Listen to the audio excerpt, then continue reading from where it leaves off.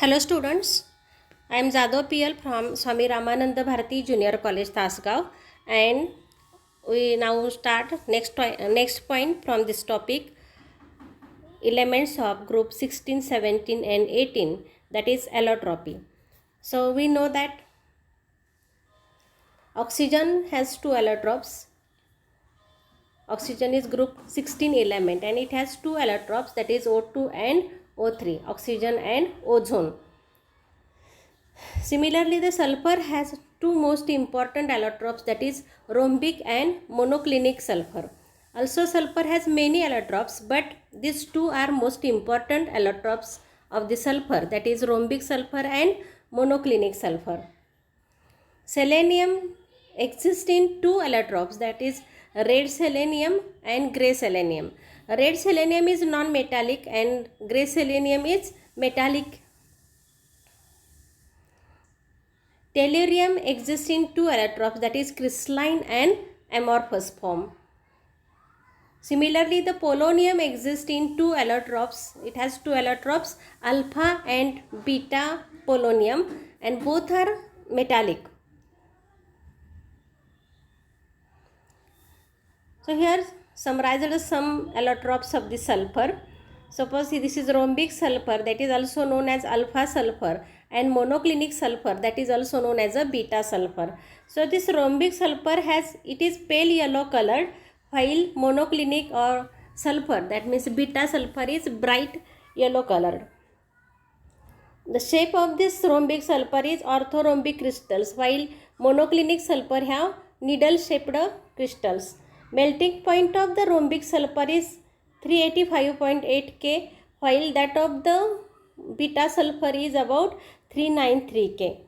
Density of the rhombic sulfur is about 2.069 centimeter cube, and that of the monoclinic sulfur is 1.989 per cm cube.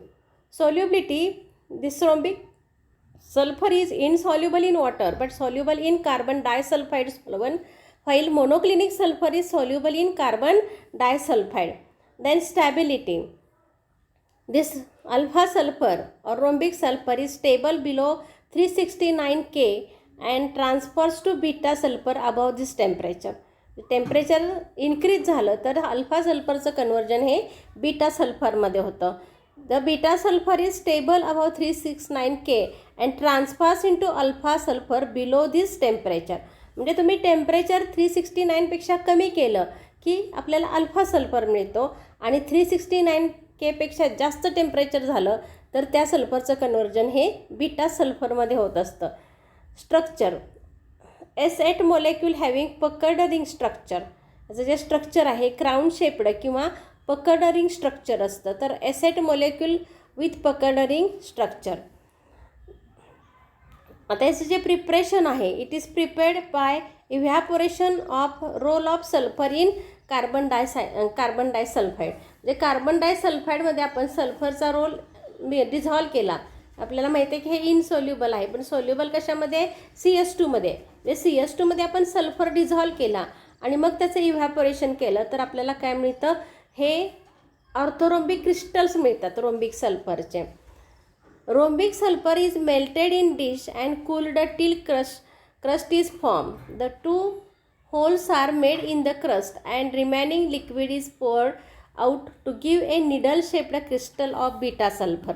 म्हणजे आपल्याला जो monoclinic needle shaped crystals आहेत हे कसे मिळवायचे? तर रोम्बिक सल्फर जो आहे हा रोम्बिक सल्फर आपण मेल्ट केला एका डिशमध्ये, आणि त्याचं जे क्रस्ट आहे हे क्रस्ट तयार झाल्यानंतर त्याला 2 होल पाडायचे आणि त्या क्रस्टमधून काय करायचं?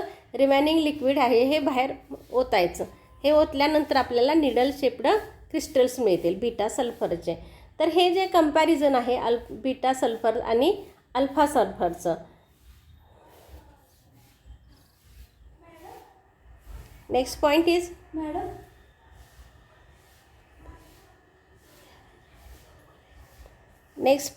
oxoacids. Oxoacids of sulfur.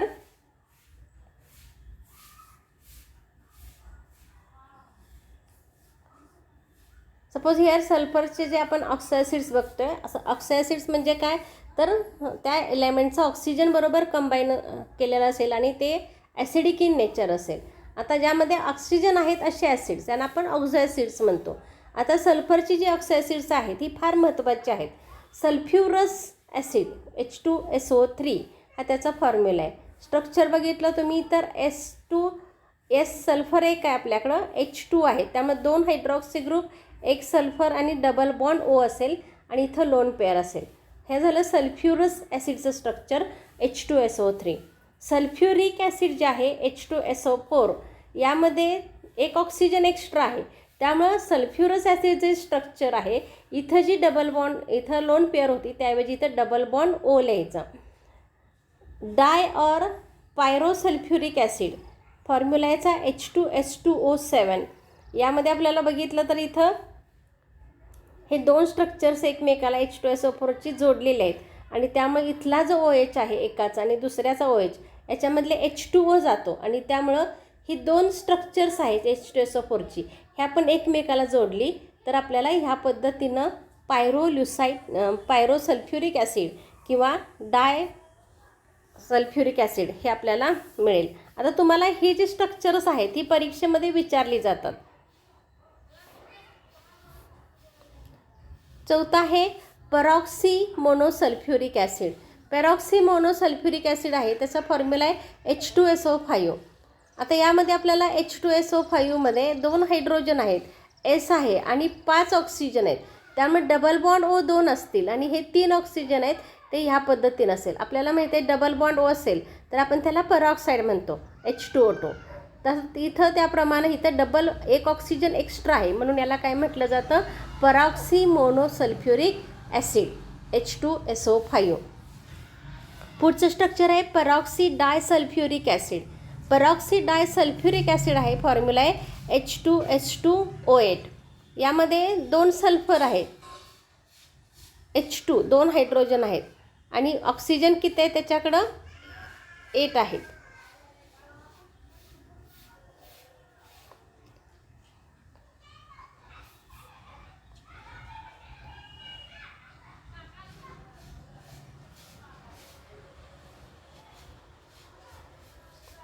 आता नेक्स्ट पॉईंट आहे थायोसल्फ्युरिक acid.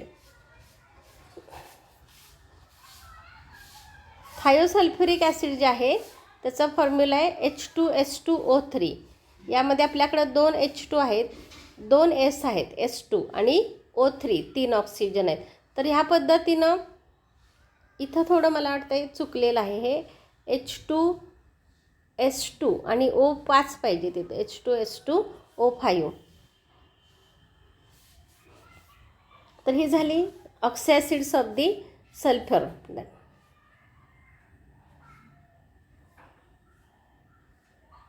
Next is oxy acids of the chlorine. आता आपण क्लोरीनची ऑक्सी ॲसिड्स घेतली तर त्यामध्ये आपल्याला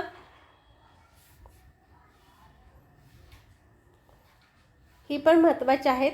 याचा तुम्हाला फॉर्म्युला एक तर विचारला जातो किंवा राईट द स्ट्रक्चर विचारलं जातं. हायपोक्लोरस ॲसिड. हायपोक्लोरस ॲसिडचा फॉर्म्युला आहे HOCl. हे त्याचं स्ट्रक्चर आहे HOCl. क्लोरस ॲसिड जे आहे फॉर्म्युला आहे HClO2 म्हणजेच OHClO आहे. त्यामुळे इथं जो आहे एक ऑक्सिजन यामध्ये एक्स्ट्रा आला म्हणून इथं OH आहे Cl आणि पुन्हा डबल बॉन्ड O आहे. आता तुम्ही म्हणाल क्लोरीनचा एकच आपल्याला बॉन्ड असतो, पण आपल्याला माहिती आहे की क्लोरीनचे ऑक्सिडेशन स्टेट्स व्हेरिएबल आहेत, आपण बघितले मागच्या ह्याच्यामध्ये. त्यामुळं इथं आपल्याला Cl डबल बॉन्ड O म्हणजे इथं त्याची 3 व्हॅलन्सी दिसते.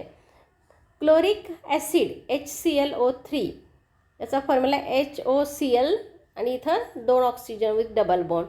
पर क्लोरिक ॲसिडचा फॉर्म्युला HClO4 म्हणजे HO आहे आणि Clला इथं 3 ऑक्सिजन अटॅच आहेत.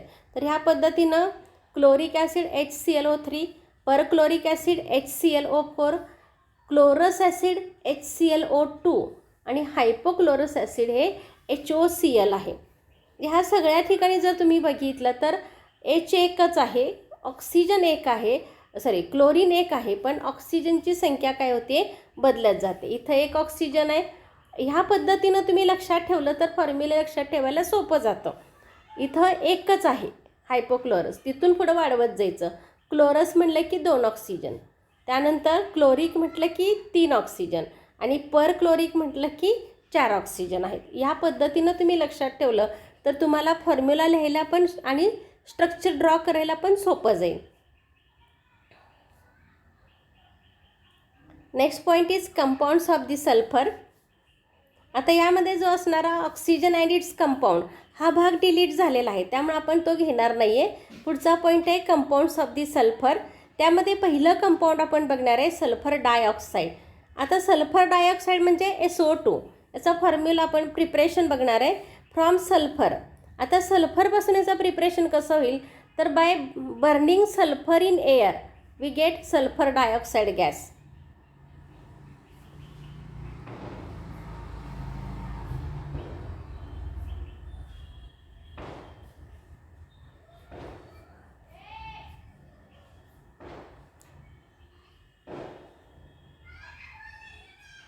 आता थोडंसं हे ॲरो आपल्या इथं सरकलेले आहेत, तर इथं आपल्याला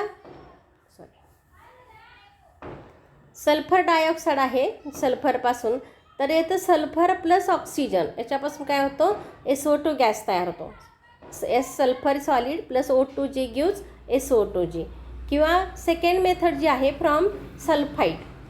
आता लॅबोरेटरीमध्ये काय केलं जातं तर in laboratory sulphur dioxide is prepared by treating sodium sulphide with dilute sulphuric acid. म्हणजे जर आपण सोडियम सल्फाईड घेतलं Na2SO3 आणि त्याला आपण काय केलं H2SO4 बरोबर ट्रीट केलं तर आपल्याला इथं Na2SO4 मिळतो plus H2O liquid plus SO2G. थोडासा हा इथला ॲरो इकडं सरकलेला आहे. तर Na2SO3 plus H2SO4 gives Na2SO4 plus H2O plus SO2G. तिसरी जी मेथड आहे फ्रॉम सल्फाईड्स. आता आपण सल्फाईड्सपासून तयार करू तर ही इंडस्ट्रियल मेथड आहे. सल्फाईडपासून बघितलं आपण तर ही लॅबोरेटरी मेथड आहे की ज्यामध्ये सोडियम सल्फाईड आणि H2SO4ची रिॲक्शन झाली की आपल्याला SO2 गॅस इथं इव्हॉल्व होतो. फ्रॉम सल्फाईड्स ही इंडस्ट्रियल मेथड आहे. यामध्ये sulphur dioxide can be prepared by roasting zinc sulphide with iron pyrites. म्हणजे आपण झिंक सल्फाईड घेतलं ZnS and it is oxidized thrice O2 on heating gives twice ZnO plus twice SO2. म्हणजे आपण इथं काय केलं झिंक सल्फाईड आहे हे आपण रोस्ट केलं. रोस्टिंग याचा अर्थ काय heating in excess of air. तर आपल्याला इथं झिंक सल्फाईड प्लस ऑक्सिजन काय मिळतो ZnO प्लस twice SO2. समजा आपण आयर्न पायराईड घेतलं FeS2 तर इथं याची रिॲक्शन आपण ऑक्सिजन बरोबर केली तर आपल्याला ट्वाईस Fe2O मिळतो प्लस 8 SO2. म्हणजे या ठिकाणी आपल्याला सल्फर डायऑक्साईड मिळालं. म्हणजेच झिंकचं सल्फाईड असेल किंवा आयर्नचं सल्फाईड असेल. आता झिंक सल्फाईड जे आहे त्याला झिंक ब्लेंड पण म्हटलं जातं.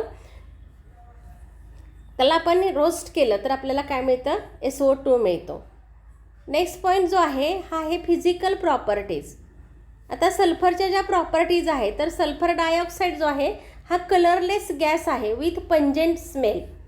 आणि SO2 जो आहे हा पॉयझनस असतो. It is poisonous in nature. It is highly soluble in water to form sulphurous acid. हा वॉटरमध्ये सोल्युबल असतो आणि त्याचं काय तयार होतं वॉटरमध्ये आपण डिझॉल्व केला SO2 तर आपल्याला सल्फ्युरस ॲसिड मिळतं. It boils at 263 K. Boiling point जो आहे याचा कमी आहे 263 K आहे. It liquefies at room temperature under the pressure of 2 atmosphere. म्हणजे बिलो 2 atmosphere काय होतं त्याचं कन्व्हर्जन लिक्विडमध्ये होतं. नॉर्मल टेम्परेचरला हा काय असणार आहे गॅसेस फॉर्ममध्ये असेल.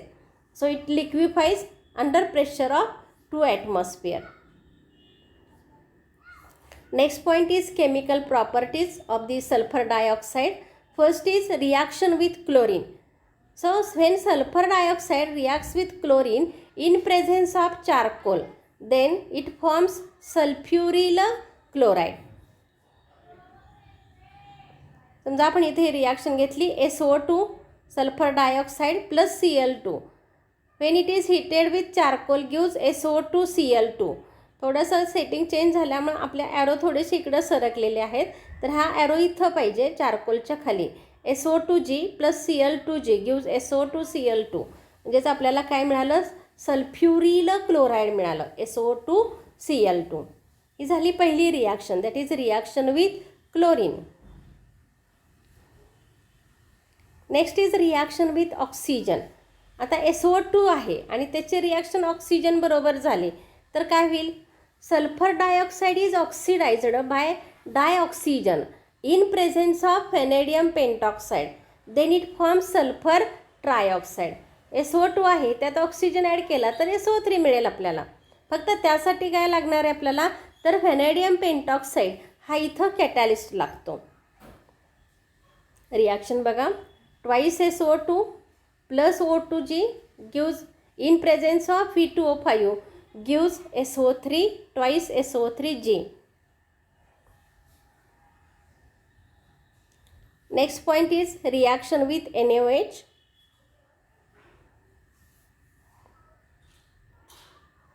This sulfur dioxide readily reacts with NaOH, sodium hydroxide solution, to form sodium sulfide. म्हणजे NaOH बरोबर रिॲक्शन झाली तर आपल्याला काय मिळणार आहे, सोडियम सल्फाइड मिळणार आहे. Twice NaOH plus SO2G gives Na2SO3 plus H2O, Na2SO3 that is sodium sulfide. Next is reaction with Na2SO3. आता इथं आपण बघितलं की NaOH बरोबर रिॲक्शन झाली तर Na2SO3 मिळते. आता Na2SO3 बरोबर रिॲक्शन झाली तर काय मिळते, so sulphur dioxide reacts with sodium sulphide solution to form sodium hydrogen sulphide. म्हणजे सोडियम सल्फाईडचं कन्वर्जन सोडियम हायड्रोजन सल्फाईड किंवा सोडियम बायसल्फाईडमध्ये होतं. Na2SO3 sodium sulphide plus H2O liquid plus SO2 gives twice NaHSO3. NaHSO3 is sodium bisulphide. So sodium sulphide reacts with sulphur dioxide and forms sodium bisulphide. तर इथे ह्या आपण 3 reactions बघितल्या. Reaction with oxygen gives sulphur trioxide, reaction with NaOH gives sodium sulphide and reaction with Na2SO3 sodium sulphide gives sodium bisulphide. Next point आहे reducing property. So sulphur dioxide acts as a reducing agent in presence of moisture. आता हा जो आहे हा good reducing agent आहे. त्यासाठी आपण पहिला पॉईंट बघणार आहे की हा रिड्युसिंग प्रॉपर्टी रिॲक्शन एक्सप्लेन करणारी रिॲक्शन आहे. So moist sulphur dioxide reduces ferric salt to ferrous salt. म्हणजे आपण जर मॉइस्ट सल्फर डायऑक्साईड घेतलं की जो गुड रिड्युसिंग एजंट आहे आणि हा काय करतो, फेरिक सॉल्टचं कन्वर्जन फेरस सॉल्टमध्ये करतो.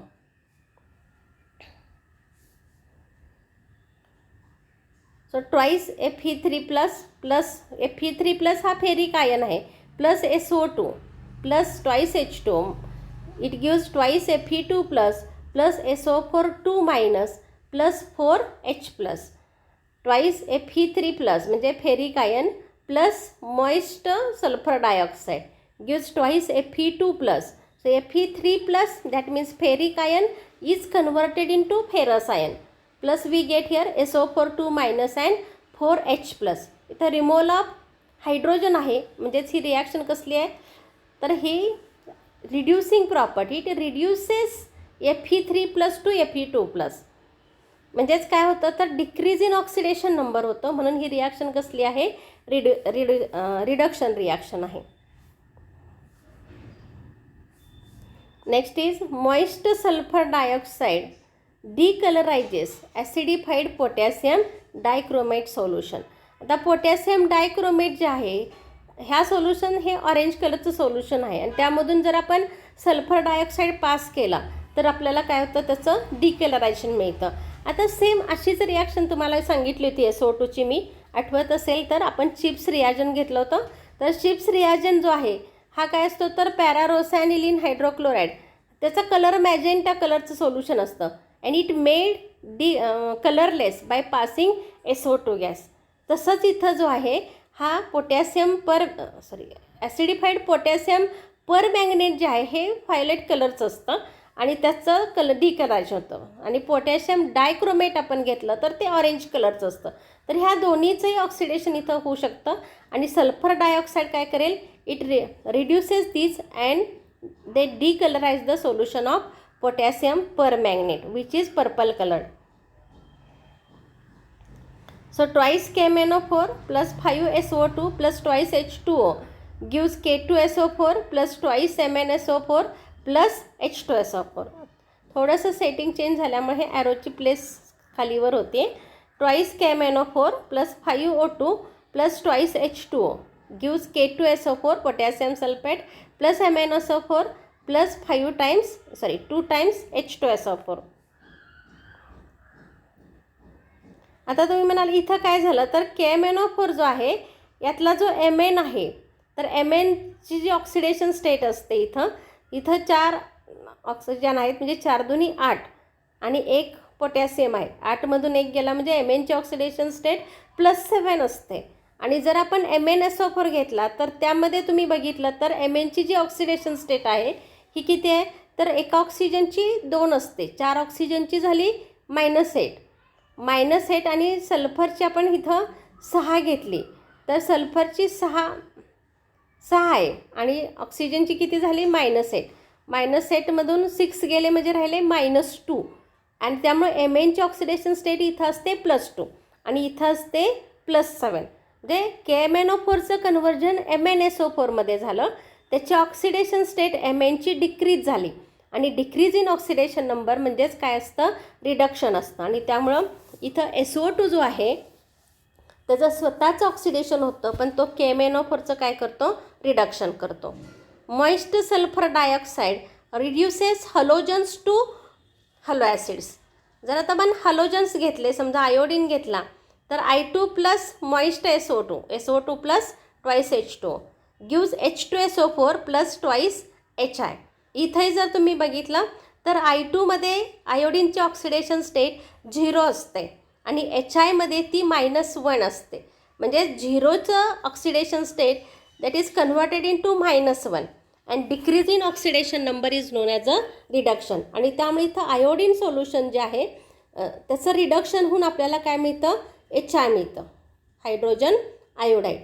म्हणजेच इथं आपण रिड्युसिंग प्रॉपर्टीमध्ये हे 3 पॉईंट्स बघितले की it reduces ferric ion to ferrous ion, it reduces KMnO4 to MnSO4, so it decolourises potassium permanganate and it reduces halogens to corresponding halo acids.